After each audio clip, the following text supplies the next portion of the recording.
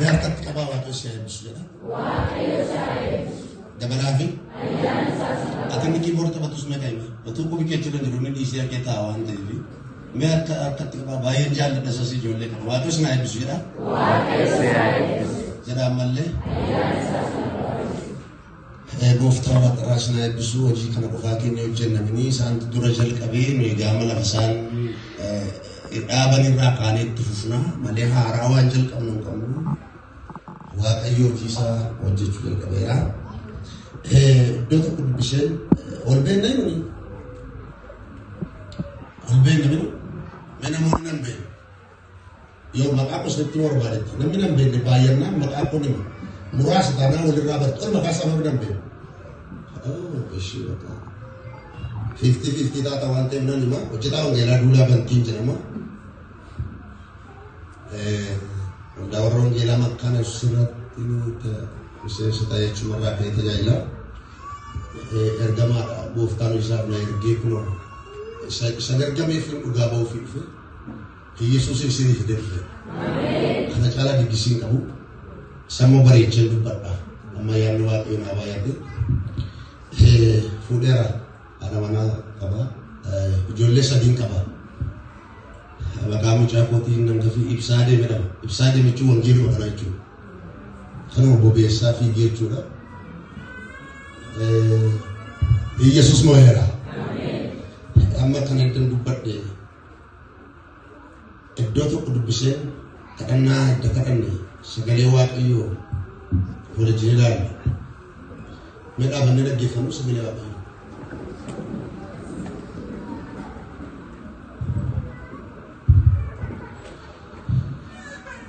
Kanamanna ya ada perkara kita. Kanamanna jalan dubbi duga dibaca. Kota karamun tuman gara sama tanu teh gara Kristus turun. Misalnya dia Kanamanna jalalan dubbi dhugaa dubbachaa kottaa Kanamanna jalalan dubbi dhugaa dubbachaa kottaa karaa hundumaan gara isa mataanuu ta'e Kiristoositti guddanna. Karaa meeqaanii? Karaa hundumaan kadhanna waaqayyo.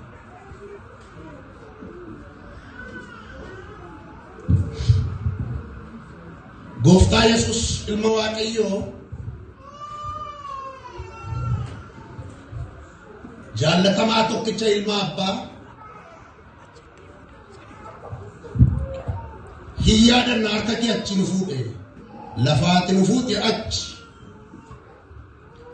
dukkana limitii gaaddidduu du'aa iddootti abdii kutatan imimmaan sa'umaa bo'an lafatti du'atti harkalaan daabloos cubbuu jinda bool gargaaranii lafa isaan itti nutti qullufanii ilmoo qulfii nu dhoksan baanaa daawwitu harkatti baattee dhufte. Ameen. Qulfii harkaan hanne dhoofteen funuunsine wallaansoo qabuun dhanne sikuriitiin ittiin qollofe isa gaafachuuf jilbatti hin kufne. Ameen Yesuus. Halaan qollofnaan keessaan gadi bante. Mana hidhaa du'aa kee ayyaana dura kee dhaabachaa jira. Akka barabaraan hin baanet nama akka hin taanet maqaa meeqa nutti tabaale abaarsa jedhee cubbuu jedhee dhaloota fagoo jedhee orma nuun jedhee siittiin akka wallalluuf alagummaa nu gidduutti jabeessinaan utuu sin waamina waattee utuu sin barbaadin mul'attee utuu sin kadhatin nu dhuftee orma fira nu gootee. Way. Orma fira nu gootee. Aja'aa namni hin jaallatu foolii keenyaan nutti fokkisaa namni firan godhatu bifa keenyaan nu jaallanne. Hiyyeessa afran ta'an hiyyeessa nu barbaadde. Hiyyeessa kakuu hiyyeessa abdii. Hiyyeessa fayyinaa hiyyeessa jireenyaa. Cabsitee dhuftee nu barbaadde. Boolchaa koo kananas nu fide. As kaaffeen as reestooraantiin as bakka bashannanaan as iddoo ulfinni keetti argamee dhaqa. Lafatti waanjoon cubbuu cabe. Lafatti bu'ee keenya harka duwwaa gale. Lafatti daabloos marummaa isaa waraaname. Lafatti namni dhufate harka duwwaa gale.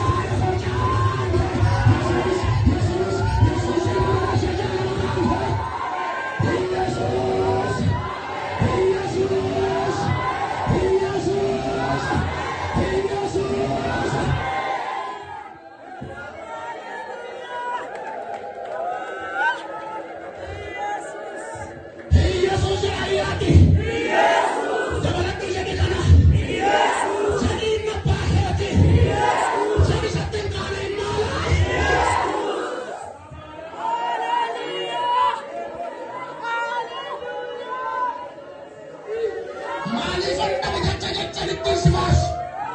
Maafan dadhaba maqaa kee lafan taa'e ol kaasu. Hattamittan gingaa jecha toora qindeessu. Safaarsoo wajjin lafa ol taalee koomee lafaan kaasu. Abdiin jirra dhufe mana koomee lafaan kaase alaabaa si baafadhan.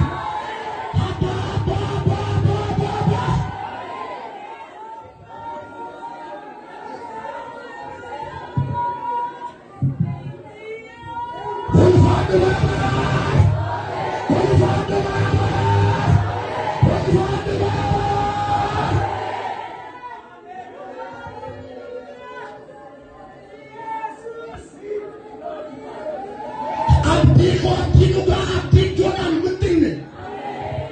Rakoyo situ kan bisa kendet ini. Sembilan dilalom kan sembilan mau kan endam besok nih.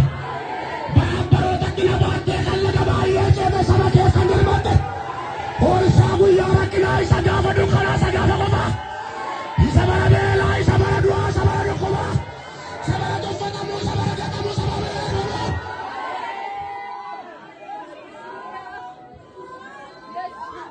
Hindofni ang galino ko adesso hindi na ko sa reso. Gotum makin farsa ka sa tawari di agad ya.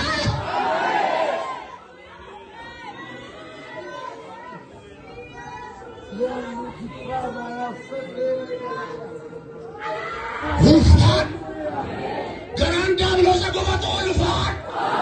Garan Dua gumato Ulfan. Garan Siola gumato Ulfan.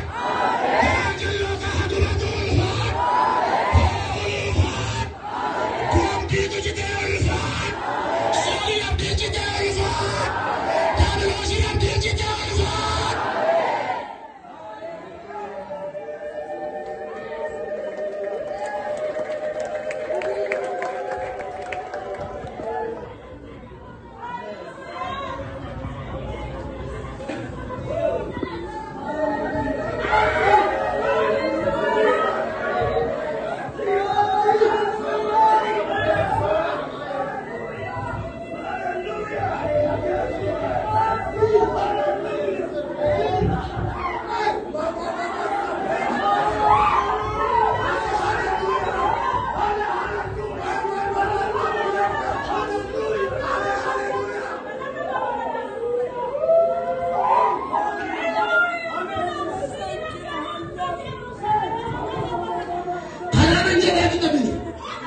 Inna isan dubat, barabaran dubat, dubat candu dua kayak dubat, nakunan dulu jadi kira nak orang.